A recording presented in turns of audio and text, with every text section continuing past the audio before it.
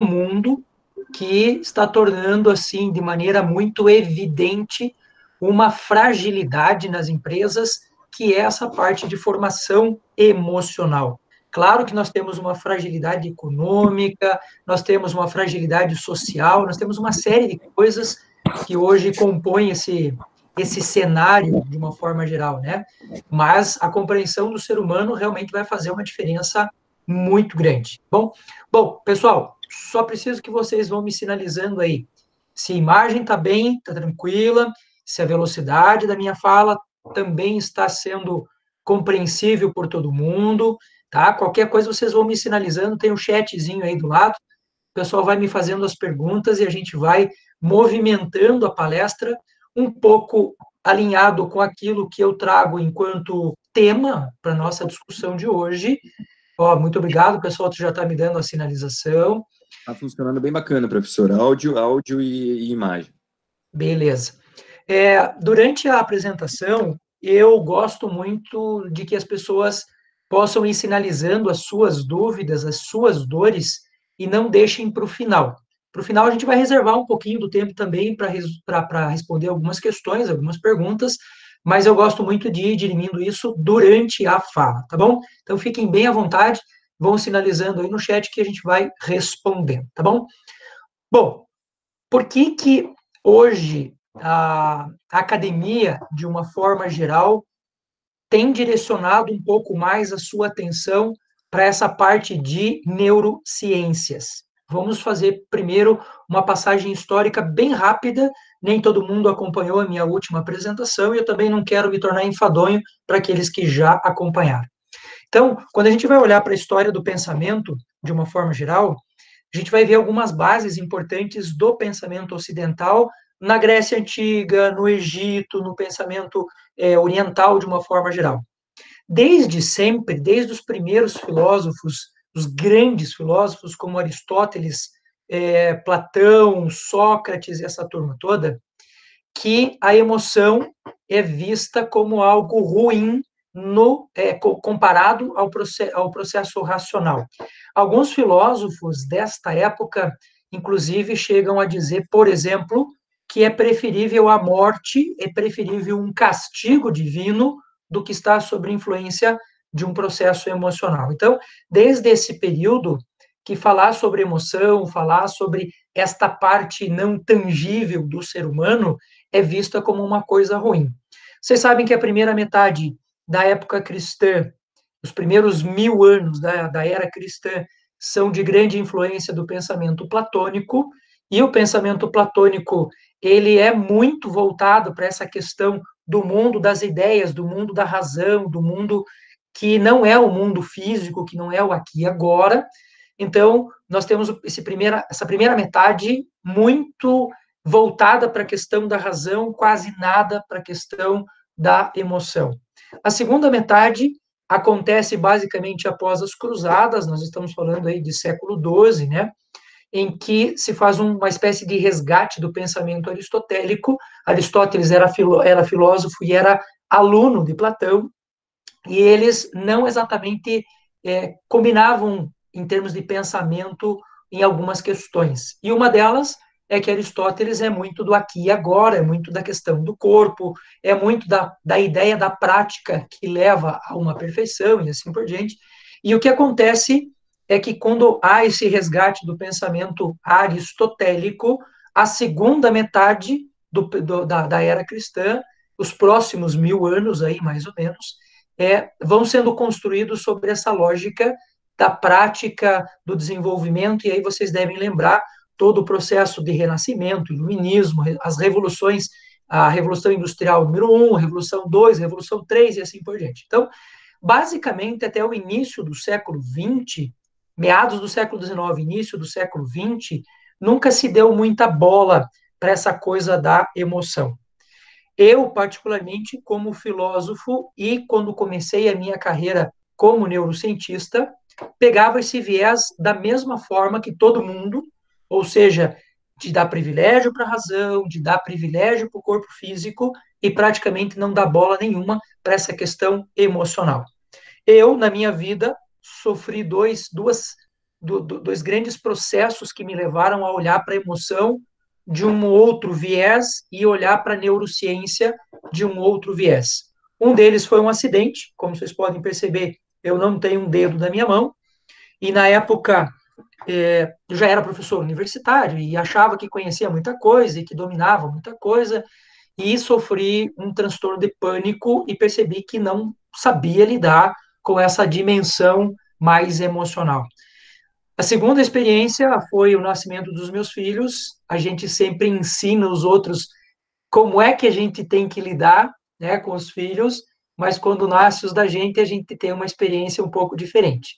Então, eu passei a estudar, entender, compreender um pouco mais essa lógica, essa linha da emoção e essa conexão que ela tem com a neurociência. Você deve estar se perguntando, professor Júlio, por que cargas d'água você está fazendo esse rodeio histórico? E eu explico para você. O tema de hoje é essa parte da neurociência integrativa. E o que, que significa neurociência integrativa e por que, que há uma cisão da neurociência clássica, essa neurociência que a maior parte das pessoas se dedica, para esse processo integrativo. A neurociência clássica, ela é filha da ciência moderna. Então, ela é filha de um processo experimental, de um processo demonstrativo, experimental. Então, as pessoas que usam a neurociência nesse viés clássico, primeiro, estão interessadas basicamente no sistema nervoso, no seu funcionamento e de que maneira o funcionamento do sistema nervoso interfere no corpo. A neurociência integrativa, ela faz um viés um pouco ao contrário disso, ou seja, não é o que o cérebro interfere no corpo, é o que o corpo interfere no cérebro. Só para vocês terem uma ideia, eu tenho em Curitiba hoje uma empresa e tenho uma clínica. Na clínica, nós tratamos de uma série de dificuldades emocionais, de transtornos emocionais, como é o caso da depressão, da ansiedade e assim por diante. E quando eu comecei a fazer esse trabalho de tratamento das pessoas, eu fui pelo viés clássico, ou seja, pelo viés de olhar para o remédio, de olhar para o funcionamento do cérebro e tal. E eu comecei a perceber que os meus índices de recuperação de pessoas depressivas eram abaixo de 40%. Achava muito baixo. Quando eu olhava para a média da medicina tradicional, eu via que 40% estava até bom, né? Porque nós temos um nível de reincidência, por exemplo, hoje, em alguns casos, de mais de 70%. Então, o meu índice, de uma forma geral, ele estava bom. Mas eu estava inconformado com isso, porque 40% não é 100%, e eu queria o 100%. E eu comecei a olhar para esse viés da neurociência e comecei a entrar em outros caminhos. Por exemplo, eu fui estudar nutrição, para entender como que a nutrição interfere no sistema nervoso. E descobri, por exemplo, que todo o nosso trato intestinal é responsável por mais de 90% do nosso sistema imunológico. 92% da serotonina, que é um hormônio importante para o funcionamento do sistema emocional, é produzido no intestino. Então, eu comecei a olhar para essa área do integrativo com um pouco mais de profundidade do que olhar apenas para o funcionamento em si. E comecei a perceber, por exemplo, que o nosso corpo tem mecanismos para lidar com quase tudo que você conhece, inclusive com o coronavírus. Você vai dizer, professor, mas o coronavírus é novo. É verdade. Mas o nosso sistema imunológico inato, aquele sistema imunológico que vem pronto no nosso corpo, ele já prevê reação a doenças que ele não conhece. Porque quando nós nascemos, a maior parte das doenças, o nosso sistema imunológico ele não conhece. A gripe ele não conhece, a herpes ele não conhece, a raiva ele não conhece. Então, o sistema inato ele tem a capacidade de lidar com essas situações novas. Então, o que, que nós chamamos de neurociência integrativa? Essa neurociência que olha para um processo corporal muito mais completo e muito mais complexo. Hoje me interessa dentro do sistema, tanto que eu trabalho na clínica, quanto que eu trabalho nas empresas, olhar para esse ser humano sistêmico, integral. Como é que esse cara dorme, como é que esse cara se alimenta, de que maneira esse cara se exercita.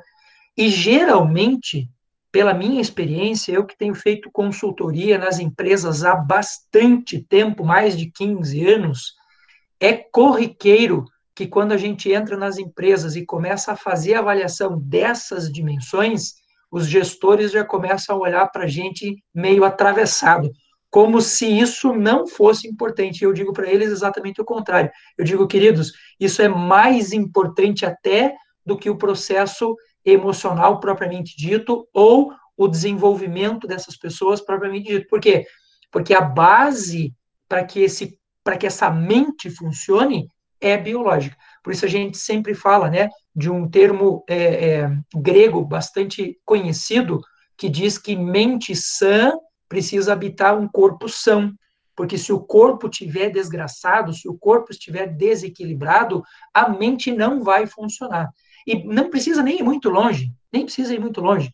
Eu faço, por exemplo, a formação de alguns juízes e promotores e o pessoal que trabalha na área jurídica, e a gente tem índices muito interessantes de decisões mal tomadas perto do meio-dia, perto do fim da tarde, né? Na sexta-feira de tarde as decisões são tomadas com uma qualidade muito inferior às que são tomadas na segunda de manhã, na terça de manhã e assim sucessivamente. Por quê? Porque o impacto biológico acaba interferindo no funcionamento mental, na nossa motivação, em praticamente tudo que tem a ver com o funcionamento da nossa emoção.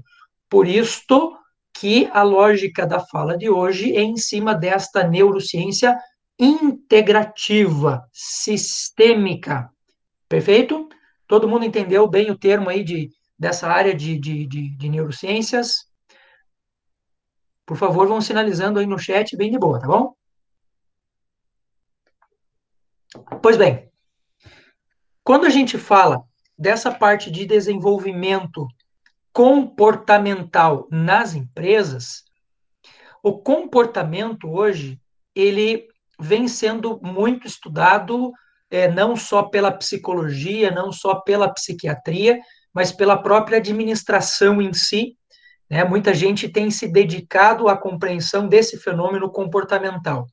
No entanto, nós incorremos aqui no mesmo erro que se incorre daquilo que eu estava falando antes, de olhar para o ser humano apenas do pescoço para cima, ou seja, do seu ponto de vista racional. Hoje, uma das áreas da psicologia que tem invadido muito a administração de uma forma geral é a teoria cognitivo-comportamental. De novo, se você observar TCC, teoria cognitivo-comportamental, os dois termos eles já fazem referência exatamente a isso que eu estou falando. Cognitivo, razão e observação do comportamento. O que eu tenho feito nas empresas e mostrado para as pessoas essas situações, de que maneira que essas situações elas impactam na vida da gente. A gente precisa olhar para o ser humano de uma forma integral.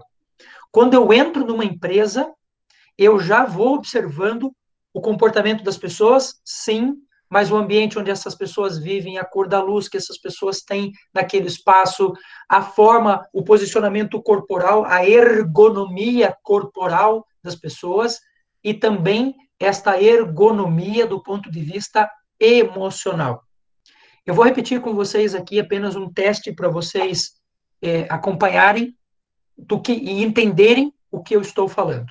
Tá? Quem não conseguiu ver da vez passada, eu vou repetir o teste para mostrar para vocês o quão grave é essa questão da ergonomia física, espacial, emocional e assim por diante. Então, o que eu tenho aqui na minha mão que está pitando feito um doido?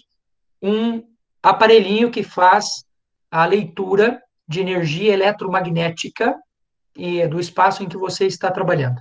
Veja como a ergonomia ela é importantíssima, porque ela vai impactar na questão emocional, vai impactar na questão comportamental, e a gente nem imagina que isso possa ser possível, tá? Então, o que esse aparelho está mostrando agora?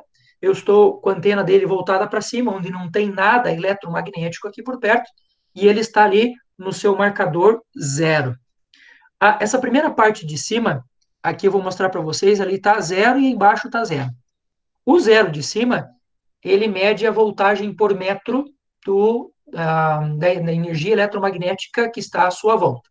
Eu estou falando agora no meu computador. Eu vou pegar o meu celular, que está aqui do meu ladinho, e vou mostrar para vocês ao vivo e a cores, um teste bem simples, tá? Ó, meu celular está aqui e o meu celular está carregando. A energia eletromagnética máxima que o meu corpo tolera, sem que isso tenha interferência no meu corpo físico, é de 30 volts por metro. Então, quanto mais esse índice sobe, pior ele é para a nossa vida. E eu vou mostrar para vocês aqui o celular, tá? Então, eu estou medindo o meu celular nesse exato momento, só para vocês terem uma ideia. 30 volts por metro é o que o meu corpo aguenta. Não sei se vocês conseguem ver o índice que está medindo aqui em cima agora. Dá para ver sim. 300... Oi, pode falar, Gustavo? Dá para ver sim, professor. Só estava confirmando. Assim que o senhor terminar a apresentação do aparelho, tem uma pergunta ali do Freire Silva. Sim. Tá, ok. Então, só para vocês terem uma ideia, meu aparelho está bem louco, eu vou desligar ele aqui, porque senão ele não deixa a gente falar. Mas, 310 volts por metro, nós estamos falando de uma carga muito maior do que aquela que o corpo é capaz de suportar.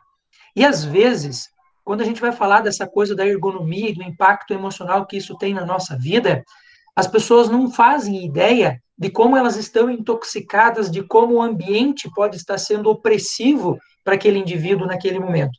Eu estou mostrando para vocês aqui o celular que está carregando em 310 volts por metro. Mas se eu medir o meu computador, ou se eu medir o carregador do meu computador, vocês vão ver que a gente atinge 900, às vezes 1.000, 1.200 volts por metro. Isso tem um impacto físico gigantesco. Nas consultorias, no trabalho que eu tenho feito, por exemplo, a gente tem uma diminuição radical de doenças que são clássicas do trabalho, como a LER, ou a lesão por esforço repetitivo, porque as pessoas acham que a lesão por esforço repetitivo é só por causa do esforço, e não é. Ela pode estar usando um computador que está fazendo mal para ela, ela pode estar com o aparelho de telefone celular muito perto dela, então é importante a gente dar uma olhada sempre nesse espaço. Se vocês observarem aqui o meu computador, eu estou falando num laptop, mas eu estou usando um teclado, por quê? Porque eu mantenho uma distância do meu laptop para que essa energia eletromagnética não faça mal para o meu corpo físico, tá? Qual que é a pergunta, Gustavo? A pergunta do Freire aqui, né? Isso. Sim, a pergunta do Freire é a seguinte: pessoas que não sentem a necessidade de dormir 8 horas por dia, isso pode interferir no funcionamento mental? Não só pode, como vai interferir no funcionamento mental. O grande problema hoje é que se dissemina, de uma forma geral, disseminam as informações sem base técnica, teórica nenhuma. Então, nós temos alguns padrões públicos, como tome 2 litros d'água, durma 8 horas, coma 2.000 calorias. Essas médias, elas não podem ser aplicadas de uma forma direta, sem que a gente faça uma espécie de um filtro. Por quê? Porque muita coisa interfere nisso. No caso do sono, nem todo mundo precisa dormir 8 horas. O que a gente precisa? A gente precisa dormir uma certa quantidade de tempo num período específico, que é o período que corresponde ao nosso processo biológico. Então, como é que o nosso processo biológico ele funciona? Nós funcionamos conforme a rotina do Sol e a relação que a Terra tem com essa rotina do Sol. Então, por exemplo, às 6 horas da manhã, quando o dia está nascendo, existe uma glândula atrás dos nossos olhos que regula a produção do cortisol. O cortisol é o hormônio que faz você levantar da cama. Se você não tiver cortisol na corrente sanguínea, você não tem motivação, a pessoa não consegue ter energia. Então, se você estiver dormindo às 6 horas da manhã, você está dormindo no período errado, não pode. Se você não estiver dormindo às 6 horas da tarde, que é quando o sol está se pondo, e essa glândula faz você liberar melatonina, que é o hormônio do sono, você acaba perdendo um tempo de sono importante. Aí você vai dizer assim, esse professor é louco, quem é que vai dormir às 6 horas da tarde? Pois é, mas a nossa biologia, ela está programada para a gente conseguir efetivamente estar na cama ou estar dormindo nesse período. O fato de nós hoje estarmos em casa, a grande parcela da população está de quarentena em casa, faz com que a média de sono dessas pessoas avance noite adentro. porque as pessoas não estão mais estressadas, pelo menos não do trabalho, né? As pessoas não estão mais cansadas fisicamente, porque não se movimentam mais, porque não estão correndo mais atrás de problema. Ora, o que eu tenho visto nesses últimos 30 dias nos meus pacientes? Um aumento significativo de pessoas depressivas, um aumento absurdo de pessoas ansiosas, o número de pessoas suicidas nesse período aumentou abruptamente. Por quê? Porque nós mexemos num mecanismo que nos é natural, que é o mecanismo do sono. Então, para responder a tua pergunta, Freire, é a seguinte: todas as horas que você dorme antes da meia-noite, em que você dorme nesse período em que o corpo está liberando melatonina, elas valem para o nosso corpo físico como 2 horas de sono. Cada hora dormida antes da meia-noite vale como 2 horas de sono. Ou seja, se você dormiu às 8 horas da noite, até meia-noite você adormeceu 4 horas, mas dormiu 8 horas. Perfeito? Então não é 8 horas de relógio, por isso que algumas pessoas têm necessidade menor. Agora, uma coisa eu te digo com toda certeza: passou da meia-noite e você não respeitou esse limite biológico de ir para a cama, você está deteriorando o teu corpo físico. Gente, isso não tem a menor sombra de dúvida. Para cada hora que você passa da meia-noite e não dorme, é como se você tivesse tomado 2 ou 3 latas de cerveja. O nosso tempo de reação, ele aumenta significativamente. Ao invés de você ter uma reação mais rápida, essa reação demora mais tempo. A nossa capacidade de concentração diminui, a nossa capacidade de memorização diminui. É absurdo o impacto que isso tem na nossa vida. Cabelo que cai, a pele que fica mais ressecada, você tem mais retenção de líquidos, você aumenta peso corporal. Então, o ideal é que a gente tenha uma quantidade de sono razoável antes da meia-noite, tá? Não só às 8 horas, perfeito? Respondida a pergunta? Leonardo Assunção está me dizendo o seguinte: como essa radiação do celular afeta as pessoas que costumam dormir com ele próximo? Parceiro, você está na fatia da população que vai ter problema de sono e vai ter problema de concentração, não vai demorar muito tempo. Só para vocês terem uma ideia, a frequência eletromagnética do planeta Terra, que é a famosa frequência Schumann, que é uma vibração eletromagnética produzida pela Terra, é de 7,5 Hz de frequência. 7,5 Hz. Um celular sozinho, ele gera cerca de 2,5 bilhões de hertz, são gigahertz. Você imagine que isso na madrugada, quando você fecha os teus ciclos de sono, isso impede que você efetivamente consiga dormir. Pessoal, entendam uma diferença clássica aqui. Dormir e adormecer são coisas distintas. O que é dormir? É você passar pelas 4 fases do sono, que cada ciclo desse dura cerca de 120 minutos.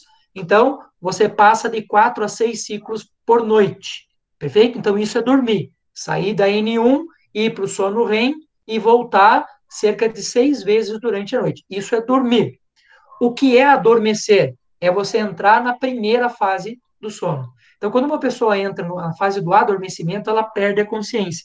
Geralmente, as pessoas confundem isso com dormir. Não é dormir.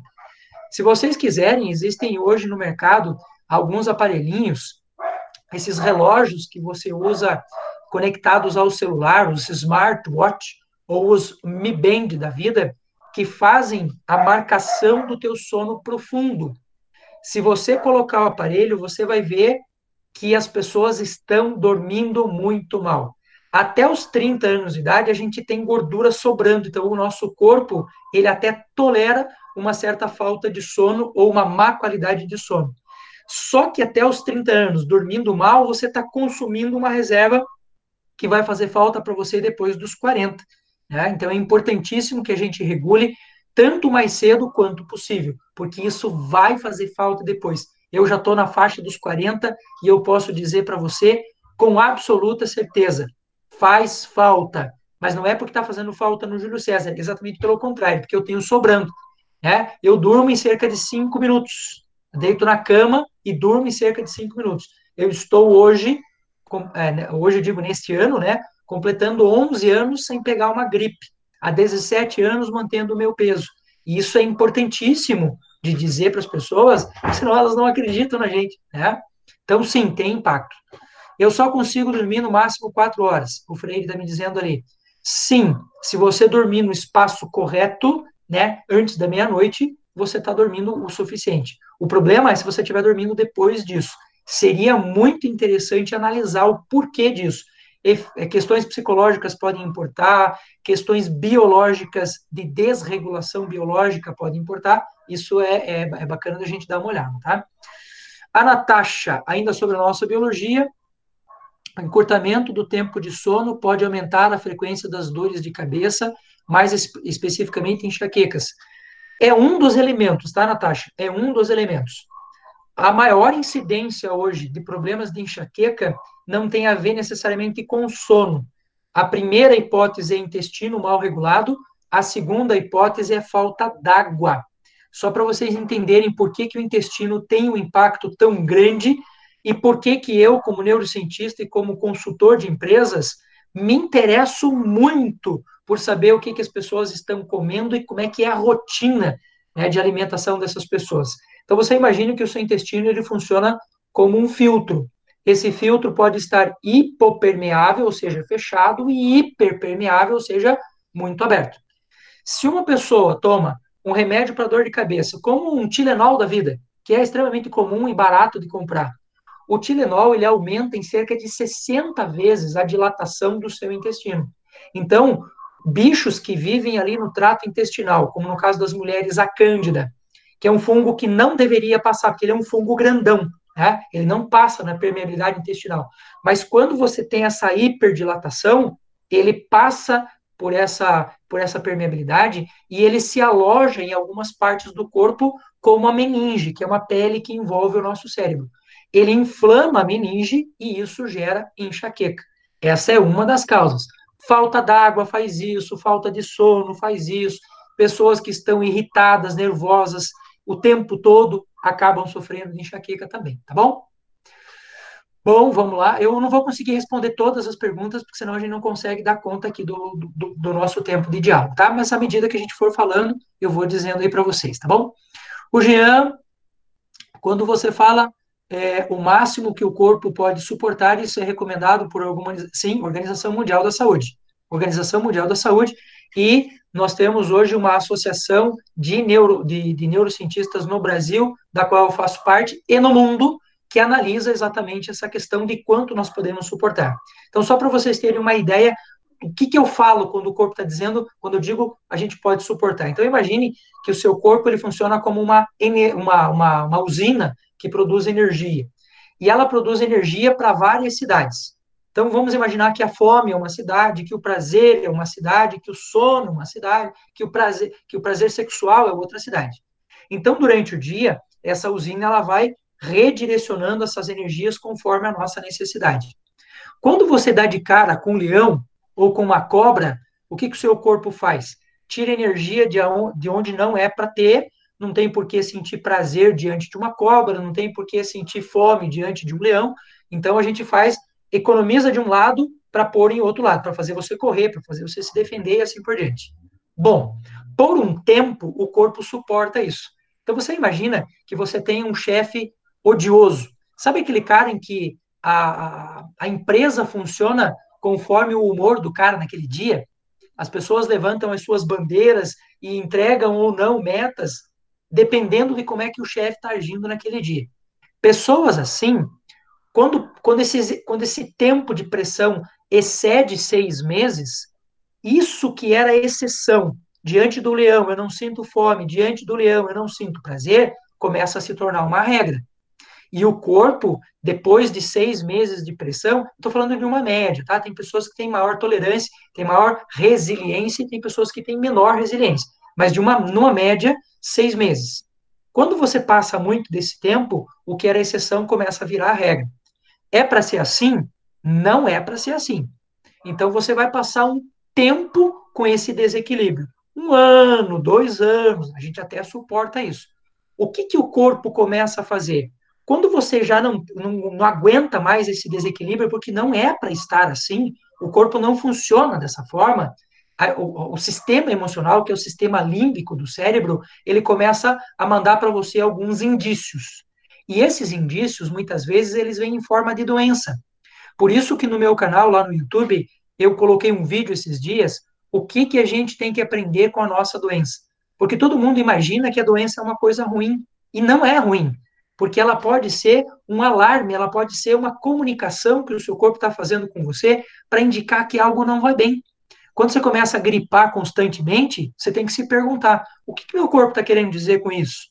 Quando eu entro numa empresa e vou fazer consultoria nessa parte de ergonomia, principalmente ergonomia emocional, uma das primeiras coisas que eu faço é ir no RH e pedir um levantamento de afastamento das pessoas de doenças, principalmente de doenças inflamatórias e infecciosas. Né? Então, gripe, aquela infecção típica de garganta, pessoas que têm infecção urinária e coisas do gênero. Por quê? Porque aí eu já tenho um parâmetro interessante para saber como é que está a saúde emocional daquela empresa. Né? Só para vocês terem uma ideia, eu trabalho também com o Estado, e não é novidade, porque eu já publiquei isso em artigo científico.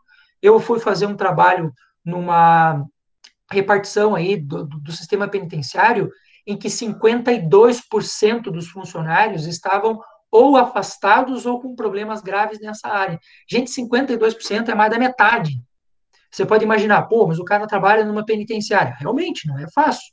Mas o como você opera dentro daquele espaço faz uma diferença enorme, gigantesca.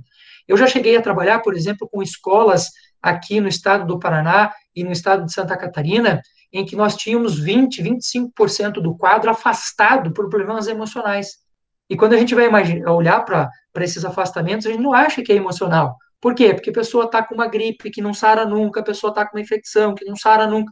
E, no fundo, isso é emoção. Isso é impacto do processo emocional. Então, quando a gente fala desse suporte, né, o quanto tempo o corpo suporta, é claro que a gente tem que olhar de pessoa para pessoa, mas existe um padrão para isso, tá? Se vocês quiserem pesquisar um dia, este livro é um livro muito legal. Se chama Da Emoção à Lesão. O que, que é a psicossomática, né? Por que da emoção à lesão? Porque são os elementos emocionais que vão levando a lesões físicas. E o que, que é psicossomática, professor? Psico vem de psique, vem de mente. Então, quando uma pessoa na vida passou por um problema de saúde, passou por uma gripe muito severa, teve um acidente, como o caso meu aqui, que eu perdi meu dedo e tal, isso fica registrado no sistema emocional. Quando você vai trabalhar numa empresa e você passa por um momento como esse que nós estamos passando, de grande comoção social, em que você mexe com a emoção das pessoas, você pode, sem querer, mexer também com aquela imagem, com aquela emoção que estava guardada lá. E se a pessoa estiver suficientemente convencida de que algo parecido com aquilo possa estar acontecendo de novo, o corpo produz efeitos físicos idênticos. Só para vocês terem uma ideia. Aqui, eu vou pegar o índice do meu livro, estou lendo aqui para vocês, porque não dá para vocês verem aí. Então, começa com estresse, ansiedade, depressão, raiva, ódio, distúrbios do humor, de uma forma geral, né? E nós impactamos aonde? Sistema imunológico vai para o saco primeiro, processo dermatológico, ou seja, queda de cabelo, pele seca, alergia, e uma série de coisas. Lembre que quando a gente fala de dermatológico, muita gente imagina só a pele do lado de fora, né? Quando a gente vai olhar para o intestino do lado de dentro, ele também é um processo dermatológico. Isso é importante que se diga. Processo cardiológico, disfunção de aparelho digestivo, nem se fala, quantidade de pessoas com azia, pessoas com úlcera e tal. Por quê? Porque tem um impacto violento por causa dessa questão psicossomática do comportamento. Então, quando eu começo um programa de ergonomia nessa área de neurociência, nessa área emocional nas empresas, eu faço para as pessoas um treinamento mental e emocional para que elas passem a se reconhecer dentro de um sistema maior, né? Como é que eu funciono, de que maneira o meu comportamento impacta na minha saúde física. Por isso que aqui a neurociência, e o tema de hoje está girando em torno disso, é da neurociência integrativa, essa neurociência que olha para o ser humano como um todo, incluindo elementos de psicologia, de medicina, de nutrição, de sono e assim por diante, e o quanto isso impacta no meu comportamento, tá? Eu quero citar para vocês, apenas para vocês terem uma ideia de um trabalho que pode ser feito dentro das empresas e que eu ensino isso com grande facilidade. Gustavo, um dia a gente pode fazer uma live, uma apresentação só sobre esse mecanismo que eu uso, que se chama sistema da espiral. Com Tá? Só para certeza. vocês. Tá? O que é o sistema da espiral? Por que a gente chama de dinâmica da espiral? Olha só como isso tem impacto e como isso pode ser prático no seu dia a dia, você pode mudar comportamentos a partir disso. Ele funciona a partir de uma lógica de que o ser humano, ele é, na verdade, uma consequência da sociedade onde ele vive, tá? Então, só para vocês entenderem o que é a espiral e que diferença nós fazemos do processo genético. O que é gene? Gene é a composição, né, biológica, química, o nosso DNA, que nos programa para sermos de uma determinada forma. Então, se o Júlio vai ser grande ou não, se o Júlio vai ter cabelo loiro ou não, então isso está lá na nossa genética. No entanto, se você não der de comer para esse cara, se o ambiente não for legal, se ele não tiver um bom cuidado com o seu corpo, não adianta ele ter genética maravilhosa. O seu sistema genético pode pifar também. Então, isso é gene. Da mesma forma que o ser humano tem no seu gene um tipo sanguíneo, como O positivo, A negativo, AB e assim por diante, nós temos no nosso sistema cultural também, que é o que nós chamamos de meme. Percebeu a diferença? Gene é a parte de regulação genética. Meme é a parte cultural. Então, uma pessoa também pode ter uma espécie de DNA cultural. Só para vocês terem uma ideia de como é que essa questão toda ela funciona. Ó, vou mostrar aqui para vocês irem me acompanhando. Então, aqui nós temos as cores, né? E essas cores, elas representam mais ou menos como seria o nosso sistema sanguíneo. Então, um O positivo, um O negativo, com O positivo, um A positivo. Então, a gente faz um sequenciamento, a gente usa esse mecanismo para entender como essas pessoas, cada uma delas funciona. Do ponto de vista genético, se eu der álcool para alguém que é sangue do tipo O, a chance dessa pessoa ter problemas é muito grande. Por quê? Porque o O é de um tempo que não existia álcool. Então, se eu sei que você é O e você veio fazer um coaching, o wellness coaching comigo, um coaching de saúde, eu já sei que a recomendação de álcool para você não funciona. Da mesma forma que álcool vai impactar em alguém que é sangue do tipo O, alguns comportamentos vão impactar na pessoa que está aqui neste meme. Por exemplo, vou pegar um exemplo desse meme que vocês estão vendo aqui, que é o meme vermelho, tá? Essa cor vermelha, ela mostra um perfil de pessoas que essa pessoa que é vermelha, ela é intensa, ela tem uma abordagem de vida mais truculenta. É bom ou é ruim ser vermelho? Depende do quanto você está regulado. Se você for vermelho e você está bem regulado, você tem super energia, você vai ver que são pessoas que não param dentro da empresa, são os caras que estão criando o tempo todo. Se você não tem esse cara regulado, ele é bruto, ele é severo com as pessoas. Você pode ver que tem gente que às vezes estudou anos, o cara tem 2, 3 faculdades e ele tem um padrão de ação emocional que às vezes atropela todo mundo. Aí, dependendo da estratificação que você faz de uma determinada vaga, hoje a gente trabalha muito assim dentro da administração, né? Se faz uma estratificação da vaga para saber que tipo de perfil de gente que precisa ocupar aquela vaga, e você vai lá no mercado e busca esse cara e encaixa ele perfeitinho. Às vezes você precisa, para trabalhar com a peãozada, o pessoal assim, que tem um nível, às vezes, cognitivo um pouco mais baixo, às vezes você precisa de alguém que esteja ali com o chicote na mão. Não sei, depende do que você está, de que tipo de empresa você tem.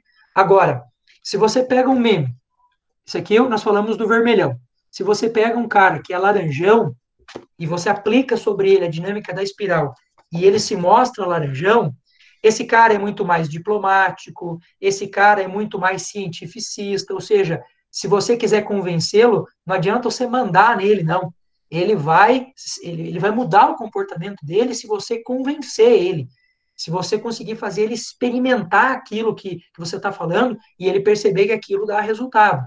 São pessoas que lidam tranquilamente com o sucesso, com a opulência, com o dinheiro, sabe?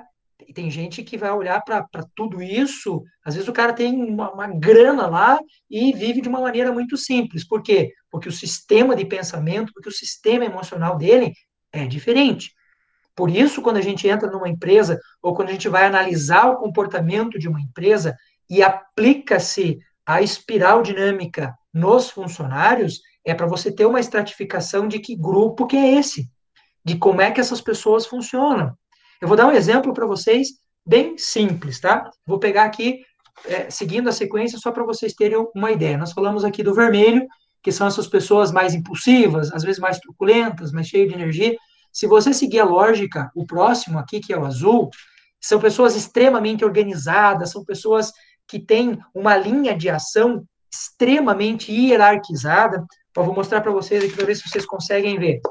Na parte de trás aqui do livro, você tem os sistemas de organização. Ó. Você está vendo que o vermelho é estrelão, por isso ele funciona com força, com brutalidade, com demonstração de poder.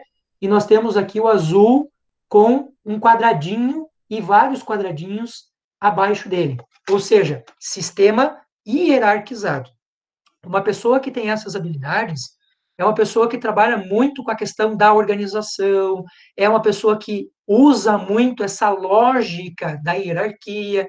Então, você não vai ver um chefe tipo azulão, por exemplo, abrindo a porta do seu gabinete, do seu escritório, para que alguém que está trabalhando lá na portaria venha conversar direto com ele. O que ele vai dizer? O que é clássico de alguém que é azulão? O sujeito vai dizer o quê? Não, siga a hierarquia.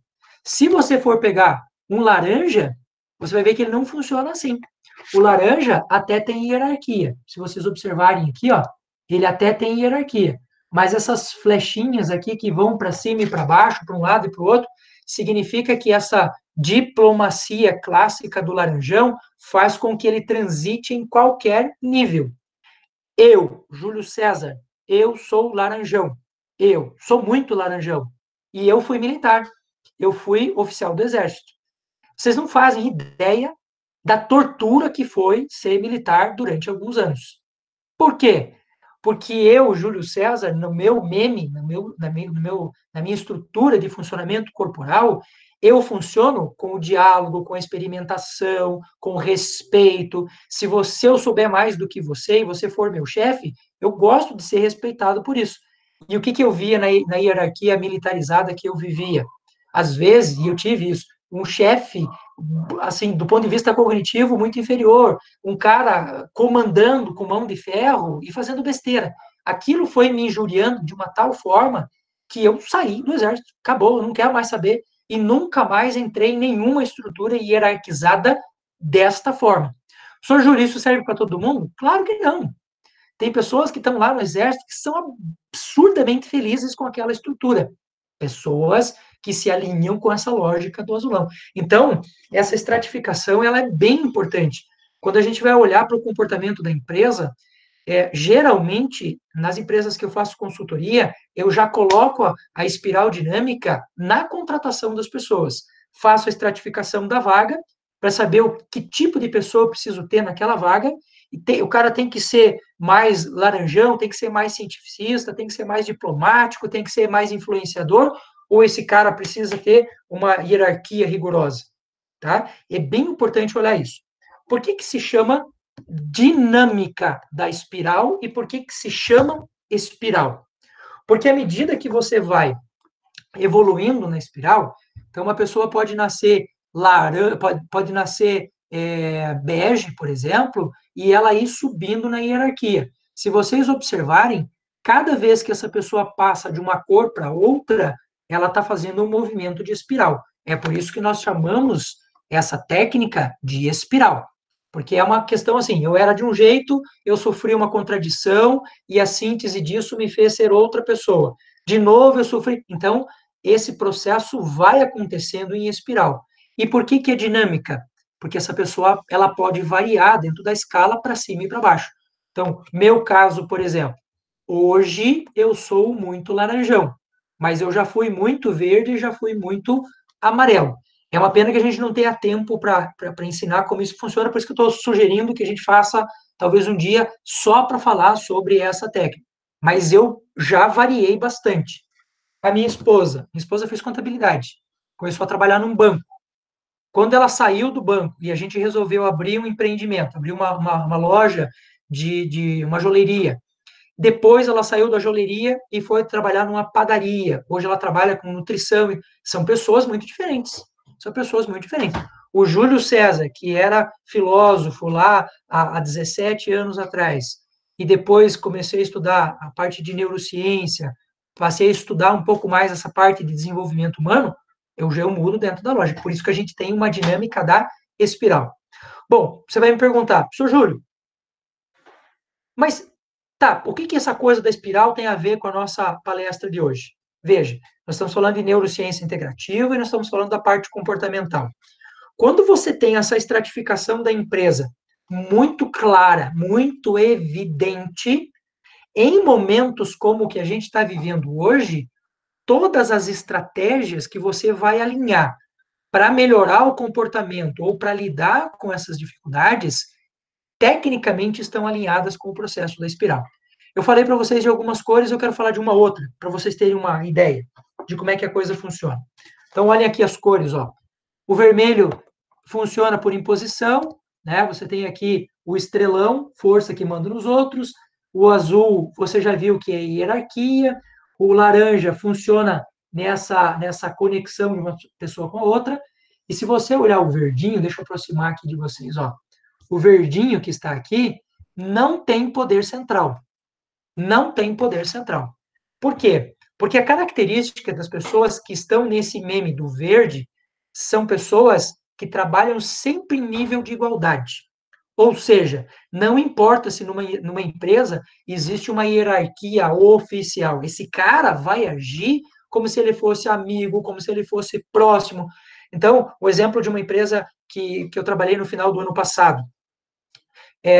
Tinha uma estrutura hierárquica tipicamente azul. Então, o chefe tinha a sala dele, com a cadeira dele, com a mesa dele, tudo diferente das pessoas. Aquela característica clássica que você vê no azulão de uma pessoa hierarquicamente mostrar ser chefe. Percebe? O que inadvertidamente o dono da empresa fez de errado?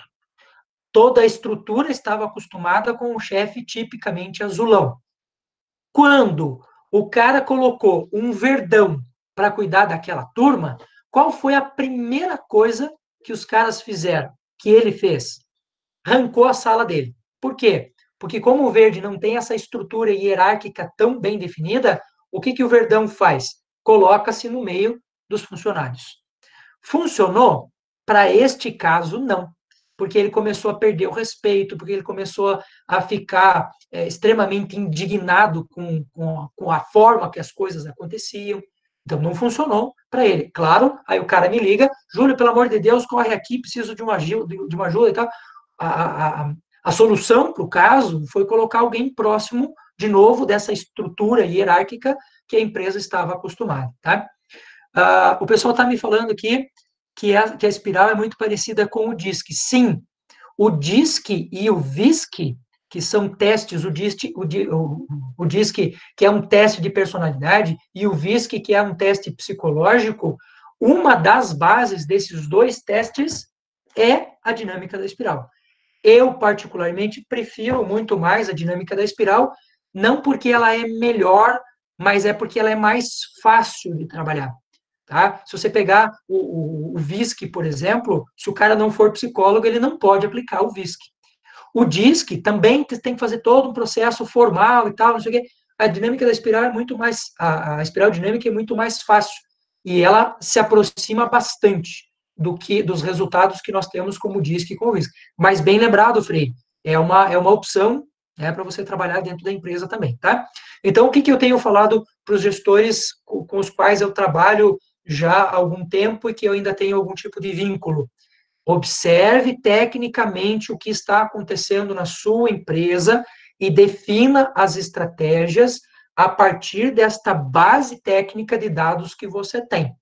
Algumas empresas que por exemplo, você tem a possibilidade. Vou te dar um exemplo bem clássico de algo que eu estou acompanhando essa semana. O cara tem um supermercado pequeno e ele me pergunta, Júlio, eu devo ou não voltar às atividades? Olha, precisa olhar primeiro para a orientação daquilo que o governo tá dizendo para a gente que pode e que não pode, e segundo, eu preciso olhar a base técnica dos teus funcionários.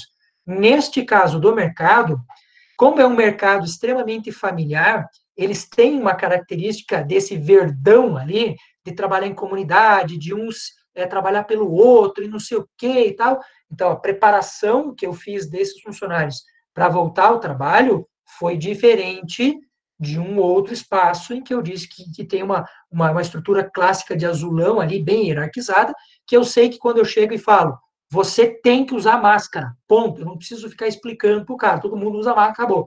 Nos Verdão, lá não, porque essa coisa da proximidade tem muita importância. Então, o toque, o abraço, a proximidade física, a afetividade, o drama que esses caras estão vivendo por estarem em casa, é tudo diferente, funciona tudo de uma forma diferente. Por isso, a minha base comportamental, ela é técnica, ela não é por pura inspiração ou o que eu acho melhor. Tem que ter uma base técnica de funcionamento, tá bom? Vejamos mais alguma pergunta. Deixa eu ver, eu não consigo responder tudo aqui, mas vou responder as últimas aqui. Estou gostando muito do tema, tal. Ah, sim, tem como colocar? Sim. Ó, eu vou travar um pouquinho aqui a tela. E, Gustavo, eu não sei, quando o pessoal entra aí para fazer a live, o pessoal deixa e-mail, deixa contato, alguma coisa assim? Eu imagino que sim, né? Oi, professor, deixa assim, na verdade a gente faz a publicação para relação de inscritos, esses inscritos recebem o link para participação na sala, mas a gente tem também a relação de contato com o pessoal, quem tiver interesse aí para poder receber as referências, vai poder ter acesso aí aos livros que o professor está mostrando. Beleza. Então, isso já resolve. Depois eu já passo para você os livros que eu fui falando aqui, que fica mais fácil para o pessoal também correr atrás, né? Beleza? Pessoal, alguma dúvida em específico? Alguma coisa que não tenha ficado claro para vocês até agora? Bom, enquanto vocês vão escrevendo aí, eu vou falar um pouquinho de um método. Não precisa considerar esse método o melhor de todos. Existem vários. Como vocês viram aqui, tem gente que usa o VISC, o DISC, a escala de temperamento do Jung, muito bem falada aí pela Maria, ou a espiral dinâmica. Existem vários métodos. O método que eu uso dentro dessa lógica da neurociência integrativa é um método chamado 360 graus. Saúde 360 graus. Existem vários 360 graus hoje. Se você entrar na internet e colocar 360 graus, vai ter uma pancada de coisas. O método que eu uso é saúde 360 graus. Se você colocar esse termo, fica mais fácil da gente procurar. Esse método ele é baseado em 5 elementos, 5 coisas. 5 coisas que o gestor ele precisa observar na empresa para que a empresa e os seus funcionários e a coisa toda de maneira sistêmica, pensada de maneira sistêmica, funcione melhor. Quais são elas? Sono, sol, alimentação, exercício físico e cuidar das emoções. Tá? Esses são os 5 elementos. Sono, sol, alimentação, exercício físico e cuidar das emoções. Não dá para a gente falar tudo, mas é importante você entender a conexão que uma coisa tem com a outra. Vocês já viram que o sono, que eu falei agora para vocês, tem um impacto enorme, gigantesco. Já falei isso na minha palestra passada e, como eu disse, não quero ser enfadonho, então vou falar uma coisa nova, uma coisa diferente. Em relação ao sono e ao sol, vou pegar juntos aqui, tá? Eu sou do interior e lá no interior o meu pai, quando ele vai plantar alguma coisa lá na chácara, uma das primeiras coisas que meu pai faz é olhar o calendário lunar. Né? Lá no calendário lunar tá marcando minguante, como é o caso que nós estamos agora. Sr. Júlio, o que isso tem a ver com a empresa? Gente, tem tudo a ver. Existem algumas pessoas, quando a gente faz essa coisa do perfil emocional, existem algumas pessoas que reagem à luz do sol de uma forma positiva. Então, elas são, dentro da neurociência, o que nós chamamos de crono. Crono vem de cor, vem de luz. Elas são cronotipo positivo, ou seja, reagem positivamente à luz do sol. Vocês vão observar, deixa eu só abrir minha cortina aqui para ficar um pouco mais claro. Vocês vão perceber que algumas pessoas, como eu, Júlio César, nós reagimos de maneira negativa ao excesso de luz do sol. Então, nós somos cronotipo negativos. Meu exemplo, sem chance de morar na praia para mim. Sem chance de morar numa cidade quente. Já tentei, não rola. Por quê? Porque a minha saúde entra em colapso. Eu morei um ano no litoral paranaense e eu não aspiro nem de longe, quando me aposentar, morar na praia, como é o sonho de muita gente. Por quê? Porque o meu cronotipo é reagente negativamente à luz. Quando a gente vai observar esse padrão de funcionamento, você vai ver que o humor das pessoas dentro da empresa muda conforme muda também o clima, muda a estação e muda a lua. Por que a lua? Porque a lua tem a ver com o reflexo da luz solar. Então, eu, Júlio César, em dias de noite, em noites que eu tenho lua cheia, eu tenho maior incidência de luz. O que significa que eu vou ficar rolando na cama mais tempo. Esse é o meu jeitão de funcionar. Agora, na lua minguante, pensa num cara faceiro. Pensa num cara feliz. Deito na cama e acabou esse dia para mim. Por quê? Porque é o meu tipo de funcionamento. E eu cito a questão do interior, que eu falei para vocês agora do que meu pai faz, porque esse conhecimento não é novo. As pessoas usam isso desde sempre. Desde que a gente se conhece por gente, a agricultura dá atenção para isso. Só que como hoje a gente está num mundo extremamente agitado, moderno, todo mundo acha que é moderno porque o mundo é moderno. Não é assim. O corpo físico é tão velho e ele é tão ancestral como os caras que viveram há 15, 20 mil anos atrás. E isso não vale só para a luz. Isso vale para a alimentação. Isso vale para o sono. Isso vale para tudo. Por isso eu crio campanhas dentro das empresas para que as pessoas melhorem o seu condicionamento físico, de sono, de sol, o que é possível fazer dentro da empresa, a gente já consegue dentro da empresa. Então, quando a empresa tem uma quantidade X de funcionários e me permite, por exemplo, ter uma academia dentro da empresa, eu começo a trabalhar com os caras para eles fazerem exercício físico dentro das empresas. Se não consigo ter por causa da quantidade de funcionários, então faz convênio com a academia da esquina. Trabalhe esses caras, não deixa essas pessoas ficarem sem movimentação física. Por quê? Porque isso que ele está fazendo lá fora vai impactar dentro da empresa. Né? Então, criar campanhas de conscientização nessa área mudam muito o comportamento das pessoas dentro da empresa. Olha só o que a Jaqueline está dizendo aqui.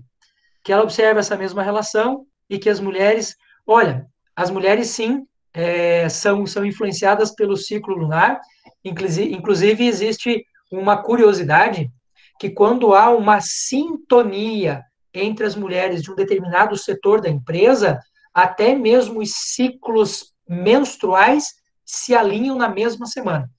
É impressionante. Quando há sintonia, quando as pessoas que trabalham numa mesma área, elas têm uma sintonia, os ciclos menstruais, eles se alinham quase sempre na mesma semana. Né? Coitado do chefe. A Natasha está perguntando, professor, você tem canal no YouTube? Tenho sim. Se chama Ciência da Emoção. Se você quiser, dá uma olhada lá, tem bastante coisa bacana, tem bastante coisa legal, tá bom? Beleza? Alguma dúvida, alguma pergunta ainda sobre isto?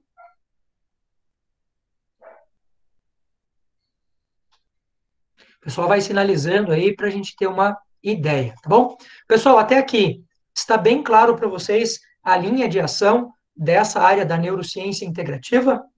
Integrativa porque olha para o sistema do ser humano como um todo, corpo físico como um todo, e ele é sistêmico porque a gente não olha para o funcionário só dentro da empresa. Não são só as 8 horas que o cara está trabalhando que me interessa.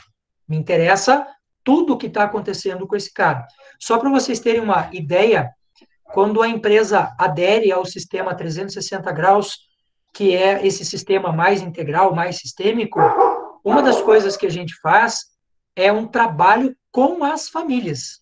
Eu, Júlio César, por exemplo, tenho 2 especialistas na minha clínica, 2 psicopedagogas na clínica, que são especialistas em sono infantil. Aí você vai me perguntar, senhor Júlio, mas por que você tem especialista em sono infantil? Claro que eu tenho tratamento dessas patologias na clínica também. No entanto, Quando eu vou na empresa e percebo que a pessoa está lá de manhã cedo, sonolenta, que ela não desenvolve, que ela não desemboca e tal, eu já faço uma dedução. Tem filho pequeno, né? Aí o cara fala, tem. Não consegue dormir porque o filho não deixa, não é mesmo? É verdade, não consigo. Aí o que, que eu faço?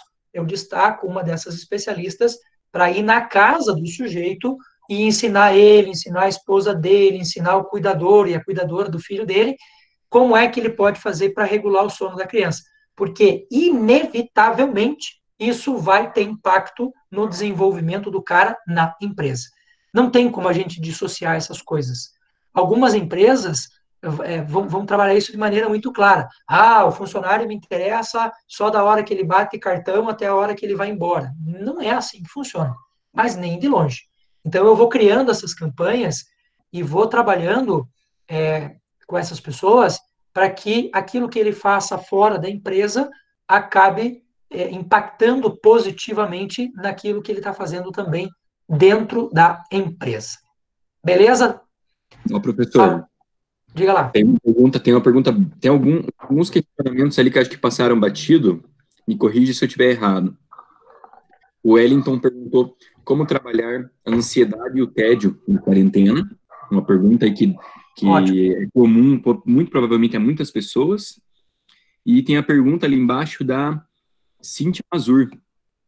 É a penúltima ou antepenúltima, e a pergunta da Joyce também, que estão ali na sequência do chat. Tá, vamos trabalhar por partes então, tá? A questão da ansiedade na quarentena, ela se dá basicamente porque nós quebramos as nossas rotinas. Então, o que, que é a ansiedade? O que, que é aquilo que nós chamamos de ansiedade? A ansiedade é um mecanismo natural do nosso corpo que antecipa o perigo. Então, se você, por exemplo, viu um vulto passar perto da sua casa, o seu corpo vai ativar a ansiedade para que você já faça uma espécie de prevenção, né, daquela situação e você possa fazer contenções caso seja um ladrão, caso seja isso, caso seja aquilo.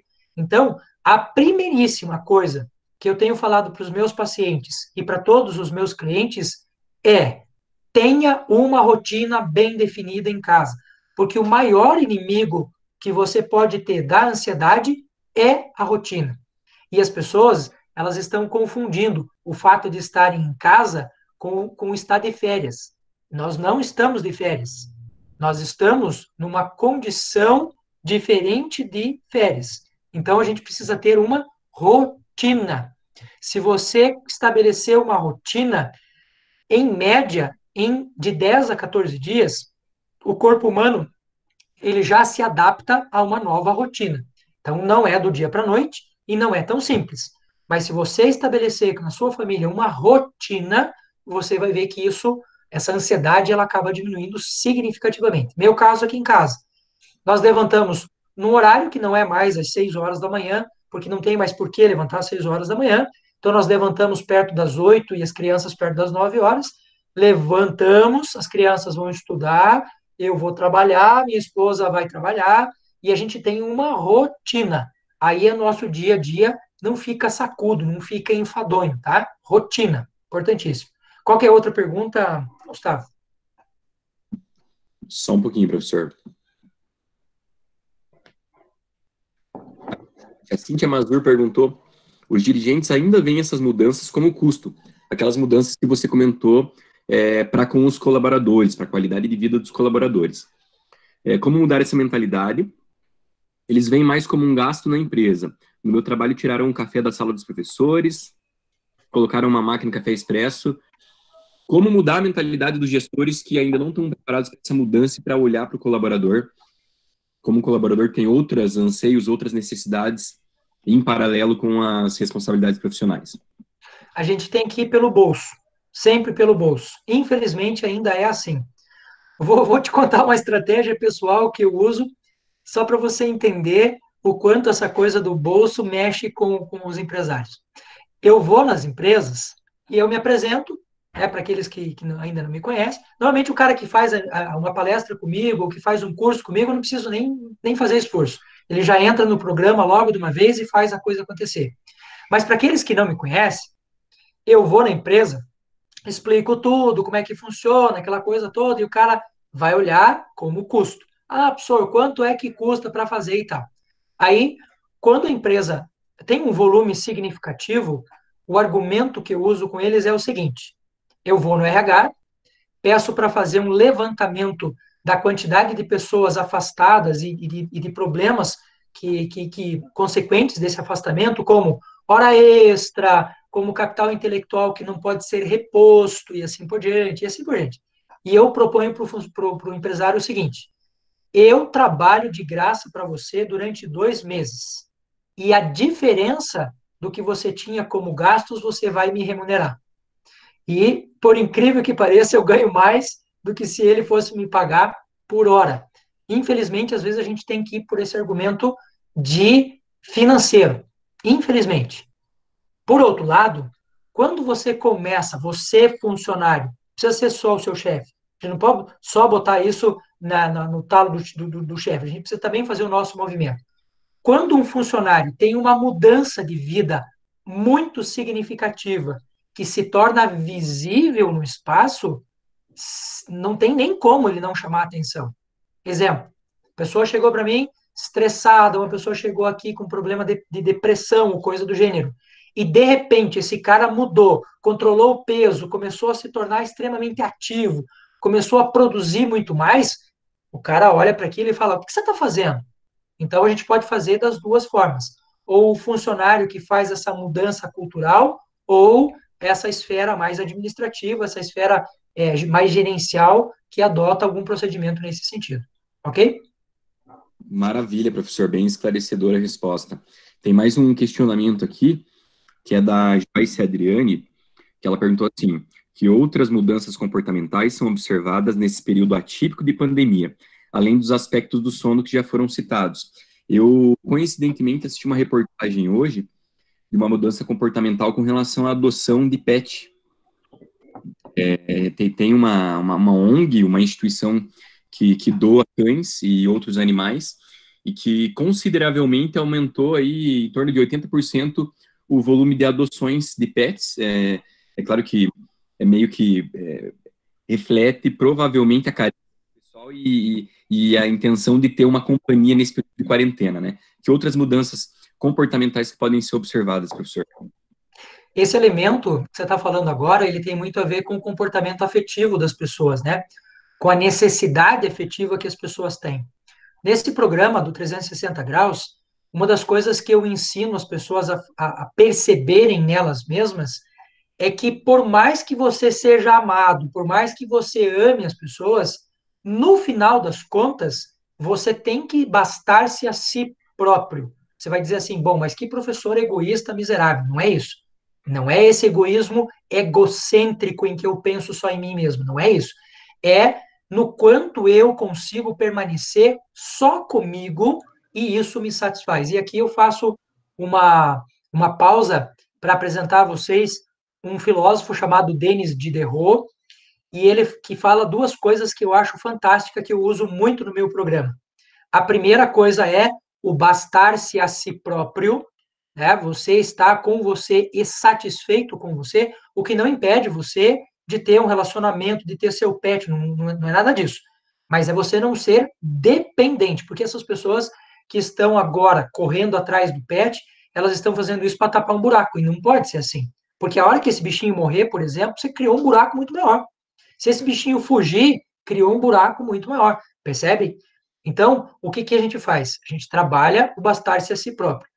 O segundo elemento que o Diderot fala é que é o seguinte: pessoas chatas são pessoas que não toleram a própria presença, por isso vão encher o saco dos outros.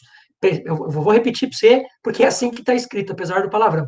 Pessoas chatas são pessoas que não toleram a própria presença e por isso vão encher o saco dos outros. Está escrito desse jeito, tá? Não acho que eu estou usando o palavreado chulo, não.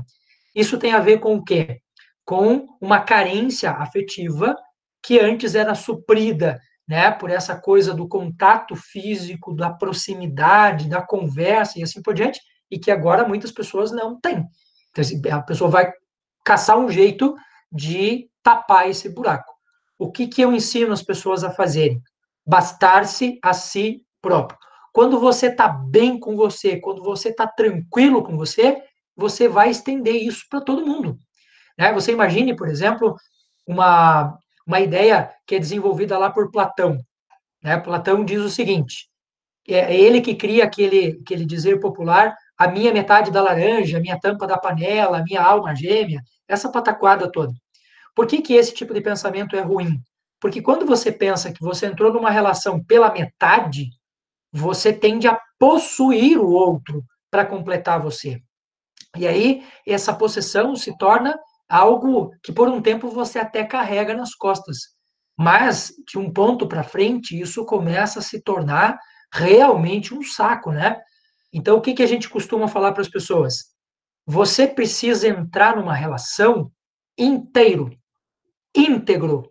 Quando você faz isso, automaticamente você vai respeitar a outra pessoa. Quando uma pessoa é demitida de um emprego, porque ela tem um comportamento que não está legal, eu odeio o meu chefe, pois eu vou pedir a conta. Se você não resolver esse problema, quando você entrar na outra empresa, ele vai estar lá de novo. Eu não sei se vocês já perceberam, mas as pessoas que às vezes se separam com grande frequência ou que pedem a conta com grande frequência por um determinado motivo, têm comportamentos sempre repetitivos. Eu vou pegar um exemplo absurdo aqui, apenas para a gente ter em termos de exemplificação, tá? O sujeito casa com outra pessoa e aquela pessoa é um bruto. Esse cara é um grosseirão. A chance dela casar de novo com outro grosseirão é muito grande, porque o padrão que ela busca no mercado amoroso é mais ou menos aquele. Então, a gente precisa mudar o que a gente chama na administração de mindset, né? O modelo mental que está por detrás daquilo. E o que hoje a gente tem visto é uma mudança de modelo mental forçada, né? Isso não é natural, a gente não faria isso se não tivesse acontecendo essa situação, mas em alguns elementos, em algumas dimensões, isso será, vejo como proveitoso. A gente precisa pensar dessa forma também, para que isso sirva como um elemento de resiliência na nossa vida. Ok? Bem bacana, professor. Acho que a gente já pode caminhar para o encerramento. Sim. O João fez uma pergunta aqui, dor na coluna há mais de 2 anos, neurologista conseguiu encontrar solução. Ele questiona, talvez esteja tentando tratar os sintomas e não a causa, dor física. Até que ponto deve ser tratado com um especialista, até que ponto deve ser tratado do ponto de vista da neurociência e psicológico? Medida integrada, viu? Nem só um, nem só outro, os dois juntos. Eu digo isso de carteirinha porque eu tenho clínica e eu trabalho com isso há bastante tempo. Ó, de novo aqui para você, da emoção à lesão.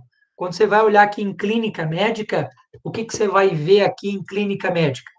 Fibromialgia, que é uma dor crônica, pode ser um processo de fibromialgia, e descalcificação.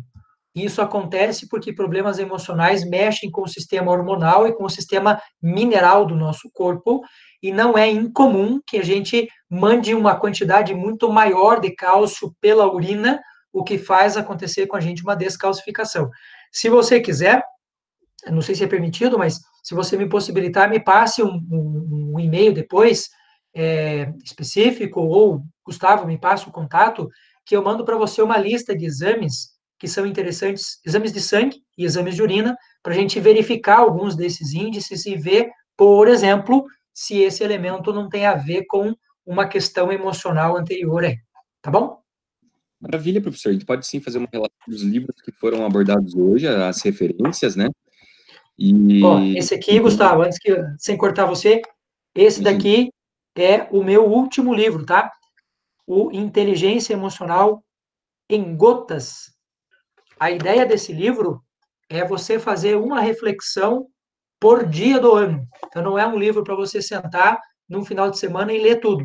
A ideia é que você tenha ele como uma espécie de livro de bolso, que você possa pensar em questões emocionais todo dia, todo dia, todo dia, todo dia, porque é o estímulo constante e contínuo que causa mudança, e não é o impacto imediato que faz isso, né? Desculpe cortar você aí, que senão eu ia acabar me esquecendo. Vamos trabalhar junto e com certeza vai ser bom para que a gente recomende as referências que foram citadas na palestra para o pessoal que está acompanhando, mas também para promover o conteúdo dos livros. Achei bastante interessante esse livro com conteúdos aí em doses homeopáticas.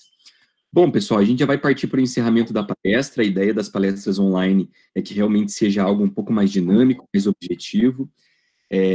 A gente quer agradecer a presença de todo mundo, principalmente do professor Júlio, como palestrante. A gente conseguiu manter pelo menos 90% do público que iniciou assistindo a palestra. Professor, muito obrigado pela participação, muito obrigado por mais uma vez compartilhar o conteúdo. A Renata Tradi, a filha do Marcos Tradi, que deu a palestra na semana passada, quer saber o nome do teu livro, o livro azul, esse último aí que você mostrou. Inteligência Emocional em Gotas, editora Chiado. Inteligência Emocional em Gotas, Renata. Mande um abração pro teu pai lá, o Marcão. Marcos Tradi, conheço, doutor Marcos Tradi, exatamente, conversou conosco aí semana passada. Muito obrigado, pessoal, continuem seguindo a ESIC, acompanhando os conteúdos, é muito bom para que a gente crie motivação, novos pontos de vista. Semanalmente a gente traz pelo menos 2 ou 3 palestrantes para falar sobre determinados conteúdos. É provável que em breve o professor Júlio esteja aí mais uma vez conosco participando de uma dessas lives para trazer mais conteúdos distintos. Bastante conhecimento que ele tem para compartilhar, e é legal que a gente consiga fracionar isso em alguns conteúdos distintos para a gente poder compartilhar conhecimento. Não esqueçam, os MBAs da ESIC e os cursos de pós-graduação e os cursos de graduação, Masters e MBAs e cursos de graduação, estão com inscrições abertas, são cursos de padrão internacional. O professor Júlio já teve a oportunidade de conhecer a faculdade, então não procurem para se preparar para o período pós-quarentena, que com certeza o mercado de trabalho vai estar procurando profissionais que buscaram conhecimento, que absorveram conhecimento e se especializaram durante esse período para poder entregar mais resultados, para poder atingir objetivos aí nesse período pós-crise que a gente está vivenciando. Muito obrigado, professor, e abro aí um espaço para você se despedir do pessoal que estava participando da palestra. Agradecido novamente pela oportunidade. Eu sei que cada vez que a gente senta para conversar e aproxima as nossas mentes, muitas pessoas se beneficiam disso. Então, nós temos aí 50 pessoas acompanhando agora, mas cada pessoa dessa é casada, tem filhos, trabalha, tem amigos, então a gente acaba levando conhecimento para muita gente. E isso me deixa muito feliz e agradeço a oportunidade. Grande abraço a todos. Também vou encerrando por aqui, que eu já tenho mais uma palestra, e aí a gente preciso também tomar uma água aí e dar uma passadinha no banheiro. Grande abraço a todos, beijo no coração. Vou te divulgar lá então, professor. Vou te ajudar a divulgar, que eu vi que inicia daqui a pouquinho mesmo. Acompanhem no Instagram do professor Júlio lá, que vocês vão conseguir acompanhar a próxima live que ele vai promover. @Júlio Luckman, vou colocar aqui no chat se alguém quiser. Maravilha, professor. Obrigadão, professor, pela presença. Acompanhem a ESIC, que vocês vão poder consumir mais conteúdo desse padrão elevado que a gente trouxe hoje para vocês. Abraço, tchau, tchau. Até mais, professor.